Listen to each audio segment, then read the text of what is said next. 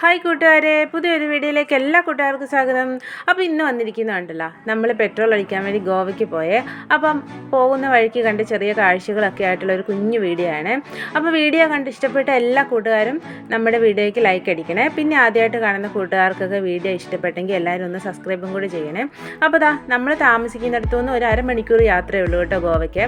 അപ്പോൾ നമ്മളിങ്ങനെ ഇടയ്ക്ക് സൺഡേ ഒക്കെ ഉള്ള ദിവസങ്ങളിൽ നമ്മൾ പെട്രോൾ അടിക്കാൻ വേണ്ടി ഗോവയ്ക്ക് പോകും. അപ്പോൾ ഗോവയ്ക്ക് പോകുന്ന പ്രധാന കാരണം എന്ന് പറഞ്ഞാൽ പെട്രോളിന് കുറച്ച് വിലക്കുറവുണ്ട്. ഇപ്പോൾ നമ്മൾ കർണാടകത്തിലാണ്, കർണാടക ഗോവ ബോർഡിൻ്റെ ഇടയ്ക്കായിട്ട് അപ്പോൾ നമ്മൾ താമസിക്കുന്നത്. അപ്പം കർണാടകത്തിൽ കുറച്ച് പൈസ കൂടുതലാണ്, അപ്പോൾ ഗോവയ്ക്ക് കുറച്ച് പൈസ കുറവാണ്.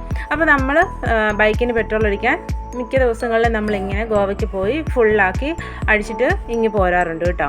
അപ്പോൾ ഇന്ന് വിചാരിച്ച് നിങ്ങളെ കൂടെ നമ്മൾ പോണ കാഴ്ചകളും ഒക്കെ ഒന്ന് കാണിച്ചു തരാമെന്ന്. അപ്പോൾ നമ്മൾ പോണ വഴി കാണുന്ന കാഴ്ചകളൊക്കെ കേട്ടോ ഇത്. അപ്പോൾ എല്ലാവരും വീഡിയോ കണ്ടിട്ട് അഭിപ്രായങ്ങളൊക്കെ പറയണേ.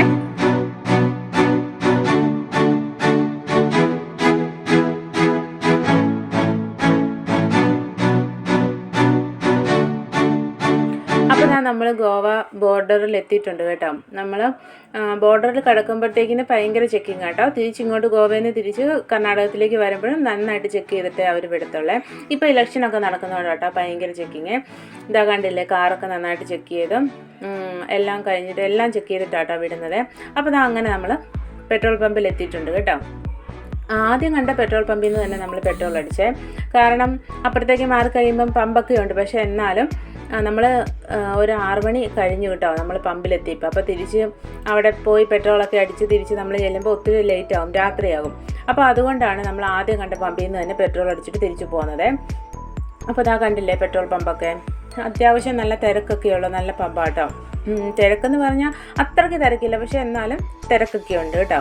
അപ്പോൾ നമ്മൾ ഫുള്ള് പെട്രോളൊക്കെ അടിച്ചിട്ട് തിരിച്ച് ഒരു 6 മണി കഴിഞ്ഞപ്പോഴത്തേക്കും 6:15 ആയപ്പോഴത്തേക്കും നമ്മൾ തിരിച്ചു പോകുന്നപ്പോഴത്തേക്കിനും ശാമിക വണ്ടിയിൽ ഇരുന്ന് ഉറങ്ങിപ്പോയി കേട്ടോ.